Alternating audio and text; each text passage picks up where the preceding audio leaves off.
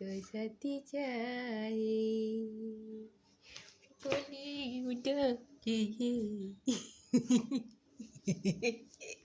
কি করছো তুমি? কি করছো এটা? কি করছো তুমি এটা? কি করছো? এলন এলন খেলছে? আচ্ছা ঠিক আছে, গিলু করো। কি দিয়ে খেলবে সোনা?